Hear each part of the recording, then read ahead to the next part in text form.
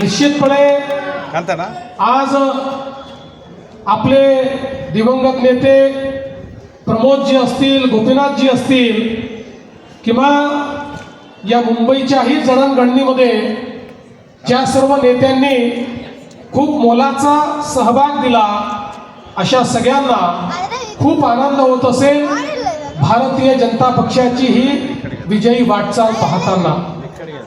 आपल्याला कल्पना आहे की माननीय प्रधानमंत्री नरेंद्र मोदीजींच्या नेतृत्वात 2014 साली पहिल्यांदा भाजपने दाखवलं की मुंबईतला सर्वात मोठा पक्ष आपणच आहोत आणि सर्वाधिक त्या ठिकाणी आमदार निवडून आणण्याचं काम हे मुंबईमध्ये भाजपने केलं। आणि 14 असेल, 19 असेल किंवा 24 असेल, या प्रत्येक निवडणुकीत नंबर 1 चा पक्ष मुंबईमध्ये भाजपच ठरला।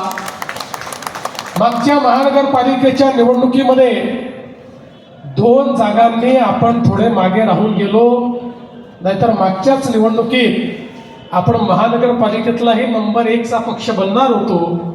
पण काही का असेना, मला असं वाटतं की आपल्याला या सगळ्या निवडणुकातनं आपली शक्ती काय आहे, आपले कार्यकर्ते मनात आणलं तर काय करू शकतात हे पाहायला मिळालं। आणि म्हणून त्याच आत्मविश्वासाने आणि याच पदाधिकाऱ्यांच्या कार्यकर्त्यांच्या भरोशावर आपण या निवडणुकीमध्ये आपल्या मित्रपक्षासह मैदानामध्ये उतरलो। आणि मला अतिशय आनंद आहे की मुंबईच्या जनतेने आपल्या विकासाच्या अजेंड्याला त्या ठिकाणी पूर्ण समर्थन दिलं आणि मुंबईमध्ये एकट्या भारतीय जनता पक्षाला 89 जागा दिल्या। खरं म्हणजे काही जागा फार थोड्याशाने राहिल्या, आपल्या 5 मतांनी, 100 मतांनी, 120 मतांनी। त्या जर जागा आपण आणू शकलो असतो तर याच निवडणुकीत शतक आपण पार केलं असतं। पण शतकापासून थोडंसं दूर आपण राहिलो। पण मला असं वाटतं की जे मुंबईकरांनी दिलं ते भरघोस आहे।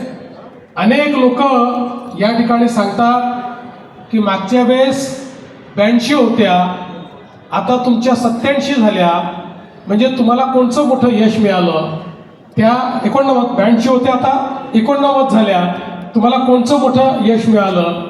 त्या वेड्यांना हे समजत नाही की तेव्हा 227 जागा लढलो होतो आणि 82 आलो होतो, आता 135 जागा लढून 89 आलो। आणि आपण बघा, एकट्या भारतीय जनता पक्षाला आपण लढलेल्या जागांमध्ये जर मतदान आपण बघितलं 45% आहे, 45%। आणि आपल्यानंतर जर उबाठाचा विचार केला, आपल्यापेक्षा 30 जागा जास्त लढूनही ते 27%वर आहेत, 27%वर। म्हणजे याचा अर्थ काय आहे? याचा अर्थ असा आहे की प्रचंड मोठा स्ट्राईक रेट, प्रचंड मोठं जनसमर्थन आणि 45% मतं हे भारतीय जनता पक्षाने घेऊन या ठिकाणी दाखवून दिला आहे की हा जो विजय आहे, हा विजय मुंबईकरांनी दिलेला विजय आहे, मुंबईकरांचा आशीर्वाद आपल्याला मिळालेला आहे।